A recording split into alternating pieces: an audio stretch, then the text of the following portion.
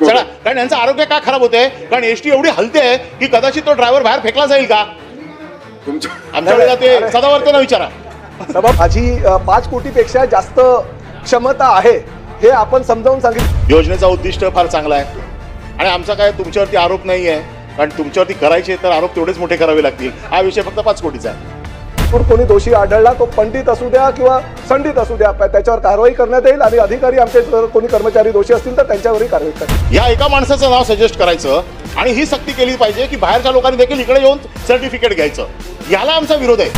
शेवटचा प्रश्न आहे, प्रश्न अनिल परबांचा आहे, त्यामुळे त्यांना संधी देण्यात येते. हा सभापती महोदय, हा कामगारांच्या आरोग्याचा विषय सरकारचं मी मागेच अभिनंदन केलंय की कामगारांच्या आरोग्यासाठी धर्मवीर आनंद दिघे साहेबांच्या नावाने आपण एक योजना आणली. योजनेचा उद्दिष्ट फार चांगला आहे आणि आमचा काय तुमच्यावरती आरोप नाही आहे, कारण तुमच्यावरती करायचे तर आरोप तेवढेच मोठे करावे लागतील. हा विषय फक्त 5 कोटीचा आहे, त्याच्यामुळे तुमच्या कुठल्याही स्तरात तो बसत नाही.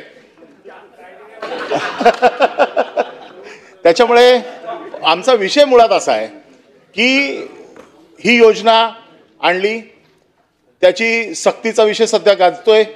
जरी आपण कागदावरती सक्ती नाही दाखवली तरी कर्मचाऱ्यांना ही सक्ती आहे की गुरुकृपामधनंच करून घ्या. आणि त्याच्यामध्ये किती जणांची तपासणी झाली, किती बिलं निघाली, याचा तपशील सगळ्या कामगारांकडे आहे.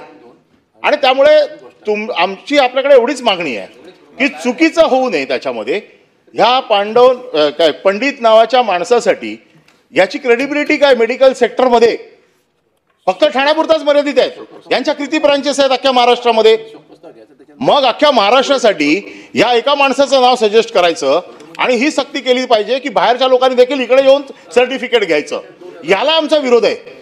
विरोध असण्याचं कारण काय की कोल्हापूरच्या, यवतमाळच्या, विदर्भातल्या माणसाला ठाण्यात येऊन मेडिकल सर्टिफिकेट घ्यायचं, त्याची चाचणी करायची, हा विरोधाचा विषय. आणि याच्यामध्ये आपण फक्त एवढीच करा चौकशी की किती कामगारांची तपासणी झाली आणि बिलं किती निघाली याची चौकशी करून.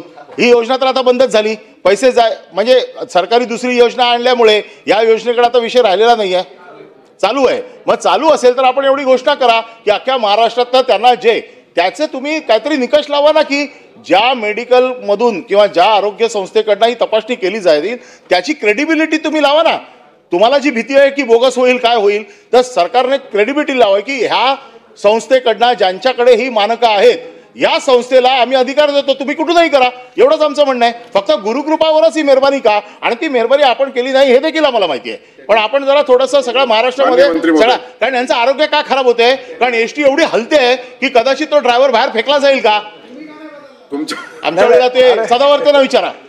सभापती महोदय पुढे गेले ते दुसरे सभापती महोदय मंत्री महोदय, आपण सभापती महोदय, मी अनिल परब साहेबांचं खरोखर आभार मानतो की मला आज परिवहन मंत्री म्हणून माझी 5 कोटीपेक्षा जास्त क्षमता आहे हे आपण समजावून सांगितलं. म्हणजे माझी परिवहन मंत्र्यांनी आजी परिवहन मंत्र्यांना त्यांची 5 कोटी रुपयापेक्षा सर्टिफिकेट दिलं, त्याबद्दल मी आभार मानतो. परंतु ही वस्तुस्थिती आहे. सन्माननीय सदस्य अनिल परब यांनी नाही मग ते आम्हाला दोघांनाही लागू होतं ना. तुम्ही ठरवा काय ते बाबा. परंतु त्यांचं जे मत आहे त्या मताशी मी सुद्धा परिवहन मंत्री म्हणून सहमत आहे की एखाद्या संस्थेकडनंच ती चाचणी करून घ्यावी. असा जर त्या आमच्या काही अधिकाऱ्यांकडनं किंवा कर्मचाऱ्यांकडनं दबाव जर येत असेल तर ते चुकीचं आहे. असं होता कामा नये. ही संस्था भले ठाण्याची असू द्या, मुंबईची असू द्या किंवा इतर कुठलीही असू द्या, अशी कुठल्याही संस्थेकडनं, कारण स्पष्टपणे आम्ही जो GR काढलेला ते GR मध्ये नमूद केलेलं आहे की चांगल्या संस्थांकडनं ती चाचणी करून घ्यावी, जेणेकरून त्या चाचणीचा जो निष्कर्ष होईल तो योग्य प्रकारे कर्मचाऱ्यांना मिळेल आणि त्या योजनेच्या माध्यमातून पुढील उपाययोजना त्यांना औषधोपचार करता येईल. त्यामुळे जर अशा प्रकारचा दबाव कोणी करत असेल तर त्याची चौकशी करण्यात येईल. आणि असं जर कुणालाही एकाधिकारशाही म्हणून जर एकाच संस्थेला देण्याचा निर्णय जर घेत असेल तर त्या प्रकरणाची चौकशी करून दोषींवर कडक कारवाई करण्यात येईल. परब साहेब ऐका ना. आपण जे मला प्रश्न विचारला त्या प्रश्नाच्या अनुषंगानं जर अशा प्रकारे चौकशी केल्यानंतर जर कोणी दोषी आढळला, तो पंडित असू द्या किंवा संडित असू द्या, त्याच्यावर कारवाई करण्यात येईल आणि अधिकारी आमचे जर कोणी कर्मचारी दोषी असतील तर त्यांच्यावरही कारवाई करण्यात येईल. प्रश्न क्रमांक हा 3 आणि आज लक्षवेधी आहे, त्यामुळे मी परिणय फुकेंना सांगतो की या प्रश्नाला आता 8च मिनिटं बाकी आहेत न्याय मिळण्याची. या प्रश्नाला शक्यता नाही, त्यामुळे आपण लक्षवेधीमध्ये जर विचारलं तर ठीक राहील. पुढचा प्रश्न विचार. नाही कोणता? हा 3रा. पण लक्षवेधी आली त्याच्यावरच आजच्याच ऑर्डर ऑफ द डे मध्ये आहे.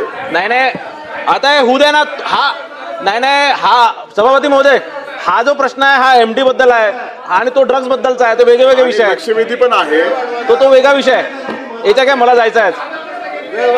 प्रश्न क्रमांक 3450.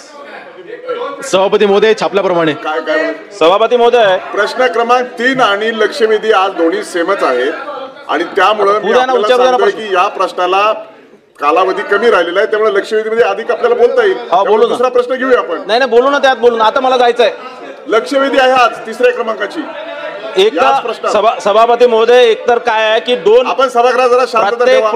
प्रश्न क्रमांक 1 अर्धा तास चालला, म्हणजे तो प्रश्न उत्तर नव्हता, तो अर्धा तास चर्चा होती. दुसरा प्रश्न 25 मिनिटं चालला आणि मग बाकी प्रश्न महत्वाचे नाही. काय लक्षवेधी लागली असणार, माझं तेच म्हणणं आहे मला. आणि ताई थांबा ना.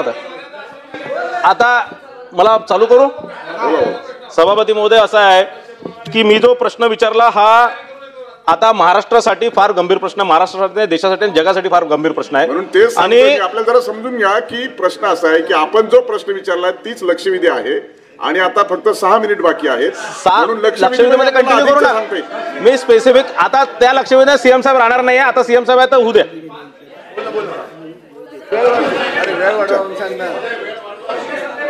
अरे हो ना, ठीक आहे ना, घेतो मी प्रश्न विचारून घेतो ना. परिणय फुगे, प्रश्न करा तुम्ही. तास आता वाढून घ्या. अरे हो ना, प्रश्न काय पुकारला. माननीय सभापती महोदय, आता डिस्टर्ब नका करू, थांबून जा 2 मिनिटं. MD हे जे मॅग्रेन आणि सिंथेटिक ड्रग्सच्या ज्या प्रमाणात मोठ्या प्रमाणात महाराष्ट्रामध्ये त्या तस्करांचा संख्या वाढलेल्या, मोठ्या प्रमाणात केसेस वाढलेल्या आहे. आज आपण नुसतं युवकांमध्ये नाही तर शाळकरी विद्यार्थ्यांमध्ये सुद्धा या MDचं प्रमाण वाढलेलं आहे. याच्या मोठ्या प्रमाणात याची तस्करी संपूर्ण महाराष्ट्रभर केली जाते. शाळा कॉलेजेस हे मोठे सेंटर याचे झालेले आहेत या तस्करीचे. नुसतं मोठे शहरं नाही, मुंबई, पुणे, नवी मुंबई किंवा नाशिक सारखे मोठे शहरं नाही, नागपूर सारखे मोठे शहरं नाही, तर भंडारा, गोंदिया, गडचिरोली, चंद्रपूर, वर्धे सारखे छोटे शहरं, ग्रामीण भागातील जे छोटे शहर आहेत, ग्रामीण भागामध्ये सुद्धा या प्रकारचा MD तस्करांमध्ये मोठ्या प्रमाणात वाढ झालेली आहे. यामध्ये यांना कुठेतरी यांच्यावर बंधन आणणे गरजेचं आहे, कडक कारवाई करणं गरजेचं आहे.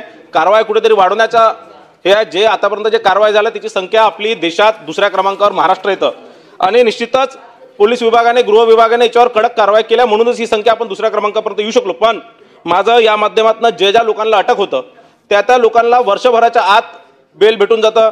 ते बाहेर फिरतात आणि परत दुसऱ्या गावांमध्ये जाऊन महाराष्ट्र राज्य मार्ग परिवहन महामंडळाच्या कर्मचाऱ्यांचा आरोग्य चाचण्या करण्यासाठी धर्मवीर आनंद दिघे आरोग्य तपासणी योजना सुरू आहे.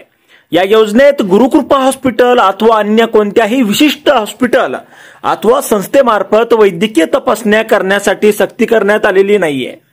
कुणी असा दबाव आणत असल्यास त्याबाबत चौकशी करण्यात येईल आणि त्यात कुणी दोषी आढळल्यास त्यावर कारवाई केली जाईल, असं परिवहन मंत्री प्रताप सरनाईक यांनी विधान परिषदेत सांगितलंय. विधान परिषदेचे विरोधी पक्षनेते अंबादास दानवे यांनी या अनुषंगाने प्रश्न विचारला होता. या अनुषंगाने झालेल्या चर्चेत सदस्य भाई जगताप, प्रवीण दरेकर, ॲडव्होकेट अनिल परब यांनी सहभाग घेतला. मंत्री सरनाईक म्हणाले, राज्यात 90,000 एसटी कर्मचारी असून त्यांच्या पगारासाठी वेगळी वेतन श्रेणी आहे.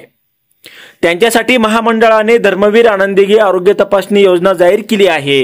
या माध्यमातून 40 वर्षावरील कर्मचाऱ्यांना 2 वर्षातून एकदा आणि 50 वर्षावरील कर्मचाऱ्यांना वर्षातून एकदा आरोग्याच्या 11 तपासण्या करण्यासाठी 3,000 रुपयांची तरतूद करण्यात आली आहे.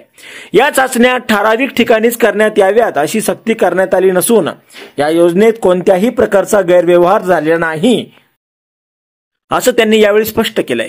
आता यावर तुम्हाला काय वाटतं, तुमचं मत कमेंट बॉक्समध्ये लिहायला अजिबात विसरू नका. व्हिडिओ आवडला असेल तर जास्तीत जास्त शेअर करा आणि आतापर्यंत मराठी जनता आपण आपल्या या चॅनलला सबस्क्राईब जर केलेलं नसेल तर चॅनलला सबस्क्राईब करा.